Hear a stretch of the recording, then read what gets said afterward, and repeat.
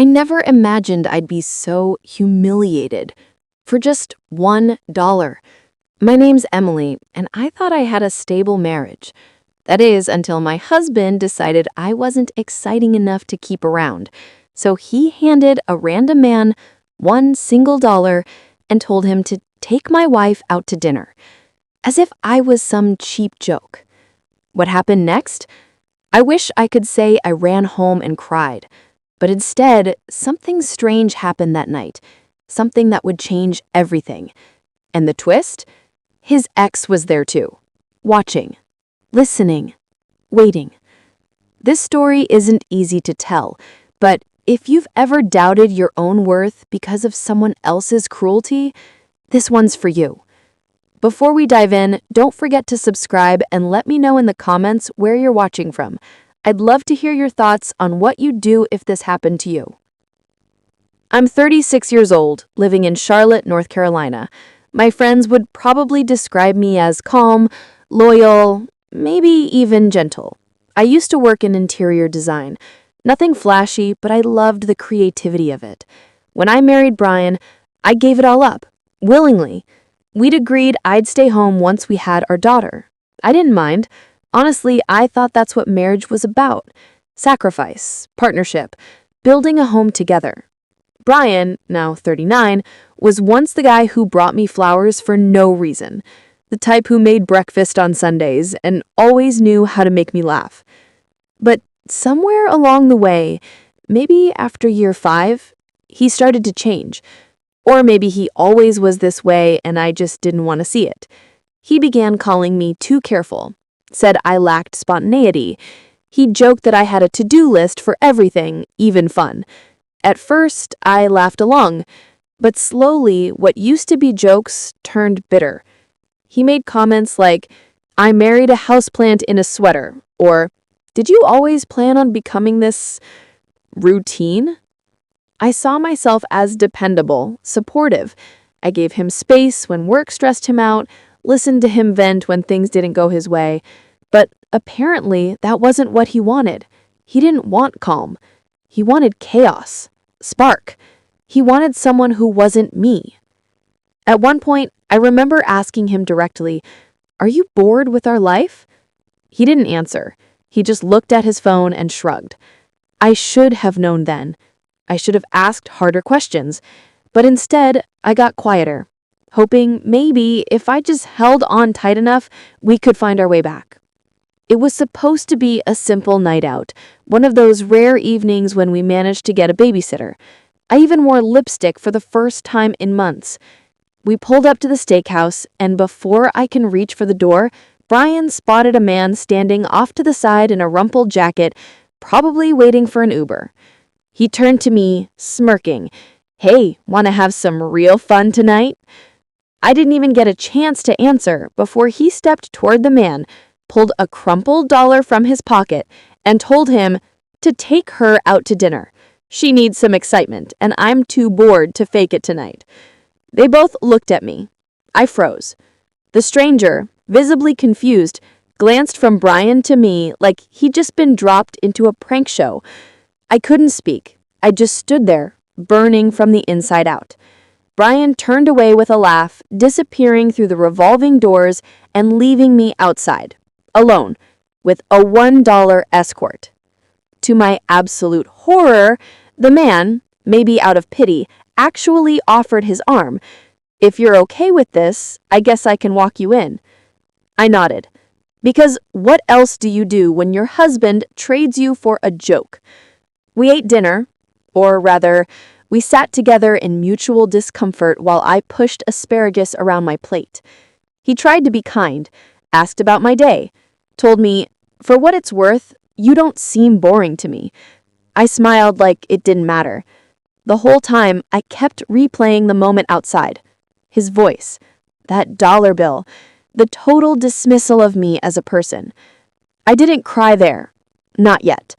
But if I'd known who had been watching us from across the restaurant, tucked quietly in the corner booth, I would have cried right then and there. In the far corner of the restaurant, half hidden behind a wine menu and a flickering candle, someone else was watching everything. Melissa. She hadn't seen Brian in over 15 years. They dated in their 20s, back when charm covered up everything nasty underneath. She was 41 now, successful, settled, and far from the woman he once tried to break. Dinner that night was supposed to be quiet, just her and a colleague catching up after work. But when Brian strolled through the entrance laughing, she blinked twice to be sure. Same crooked smirk, same arrogant gait, and then her eyes tracked him back outside and landed on Emily. At first, Melissa didn't connect it, but when she saw it all unfold, that dollar, the stranger, the walk of shame into the restaurant, it was unmistakable. The theater had returned, and Brian was still auditioning women for roles they never auditioned for. And then it clicked. As she quietly watched Emily sit across from that confused man, Melissa's throat tightened. It wasn't just déjà vu, it was déjà done to her. Years ago, Brian told her she was too safe, that he got bored easily, that he needed more life from a partner. She'd brushed off his emotional jabs until they became public humiliation. Once, he'd left her mid-dinner because she told the same stories too much. Now, here he was again, destroying a woman in broad daylight with a grin and a $1 insult. Melissa stared at Emily's profile. Soft eyes, stiff smile, shoulders slightly hunched like she wanted to disappear. She whispered to herself, "That poor woman doesn't even realize she's repeating my story." She could have stood up right then, could have stormed over, grabbed Emily's hand, and said, "Run." But she didn't. Not yet. Instead, she pulled out her phone and snapped a single photo of Brian walking away as the door swung closed behind him. Evidence. Maybe not in court, but definitely in life. She didn't know what she was going to do exactly, but she knew one thing. She wasn't staying silent this time. 3 days later, I opened a message request from a name I didn't recognize, Melissa D. The first line stopped me cold. "You don't know me, but I know what your husband did." My heartbeat slowed, then kicked into overdrive. She wrote clearly. No drama, no emojis, no sugarcoating, just the truth. She said she was Brian's ex from years ago. She'd seen everything at the restaurant, and she didn't just witness it, she remembered it, because he had done nearly the same thing to her. Humiliation dressed as humor, undermining in public, degrading behind smiles. Attached were screenshots of old texts, Brian calling her a background character, joking to friends that dating her was like eating salad without dressing. Notes about their past, some of which felt all too familiar, echoes of my own arguments with him. And then her question, "Can we meet for coffee, just you and me, woman to woman?" I didn't answer right away. I read it twice, then a third time, and somewhere between the third and fourth read, I broke. I finally broke. It wasn't a sob or a scream. It was quiet. Years of holding everything in, slipping through cracks I didn't even know were there. I cried like someone had finally seen me. Not judged me, not laughed at me. Just seen me. And what hit me hardest? She had no reason to reach out. She owed me nothing. But she did it anyway. Later that night, as Brian scrolled through sports highlights on the couch and smirked at his phone, I stared at his face and wondered how many women behind him had the same story. Melissa and I texted back and forth twice before I said yes to coffee. And even then, I didn't know exactly what we'd talk about. But I had a feeling it wasn't just going to be about the past. It was going to be about what happened next. Melissa was waiting at the corner table of a quiet coffee shop. When I walked in, she stood and smiled. Soft, understanding, like someone who already knew the weight I was carrying. We talked for hours. Not about Brian at first. about who we were before him, the things we'd once dreamed of, the versions of ourselves we'd shelved to become easier to love. And when the conversation finally turned to him, neither of us cried. There was no rage, no chaos, just clarity. He hadn't broken us. He'd broken his own disguise. "We don't need messy revenge," Melissa said, stirring her coffee slowly. "We need exposure. He's the author of his own downfall. We just have to pass him the mic." And that's exactly what we plan to do. A dinner party. Casual. "Just a small get-together with friends," I texted him. "Something fun, a little spontaneity." I smiled when he replied, "Finally, who are you and what have you done with my boring wife?" Perfect. We started crafting silent invitations. Not the kind you print on cardstock, but little moments engineered to draw close friends together. I invited couples we both knew. Melissa reached out to two of his old coworkers, people she knew had once rolled their eyes behind his back. The plan wasn't to shame him. It was to reveal him, honestly, transparently, using his own words and patterns. The night would look innocent on the outside, candlelight glinking, background music, warm lights, but underneath, a reckoning was simmering. I wasn't scared. Not anymore. I was focused. I didn't want fireworks. I wanted quiet truth served at full volume. Melissa and I toasted over burnt espresso before we left. I told her, "This isn't vengeance." She smiled and said it with me. We didn't want revenge. We wanted truth to have a microphone. And Brian was about to step in front of one without even realizing it.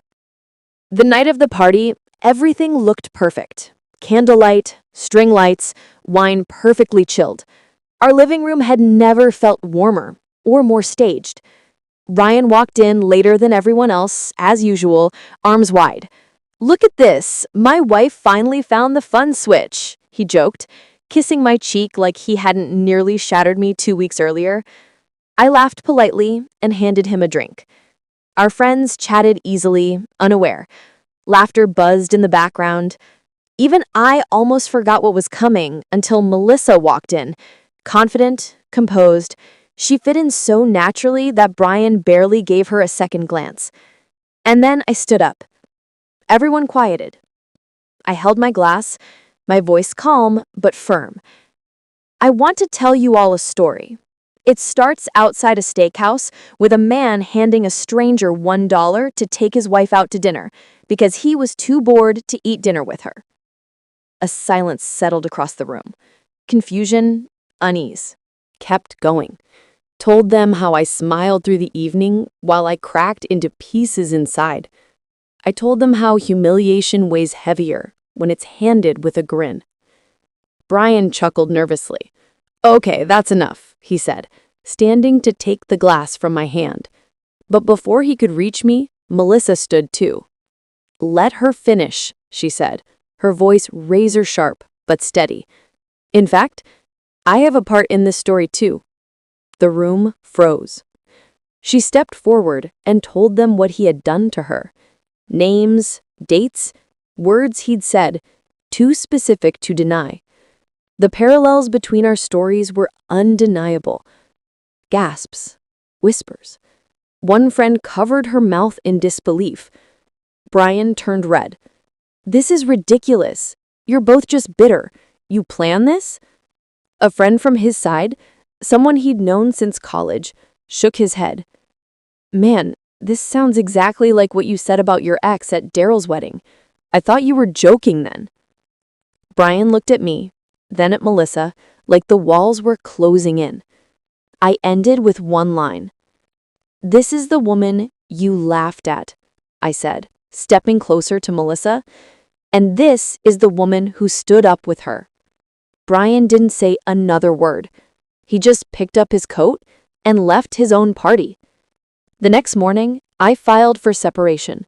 There were no tears, no second thoughts, just a steady breath and the quiet confidence that I'd finally chosen myself. Life didn't turn magical overnight. The dishes still piled up. The days still felt long. But something inside me had finally shifted. Melissa offered me a part-time position helping out at her home counseling service. I started small, answering phones, organizing folders, but with every story I heard from other women, I felt less alone. I wasn't the only one who'd been made to feel like a shadow in their own life. That job became more than income. It became healing. I cut my hair, took a pottery class, watched movies I never had time for, and little by little, I looked in the mirror and saw someone reappearing. Not a version of who I used to be. Someone new. Someone better. Brian? He reached out once. A short message. So this is how you want to be remembered. I never replied. Because the truth is, he paid $1 and lost everything. To any woman out there who's made to feel small, bland, replaceable, you are not. You're a whole universe quieting herself for someone who never learned how to listen. Take the silence, fill it with your own voice, and just remember, sometimes the dullest stories turn into the brightest lessons.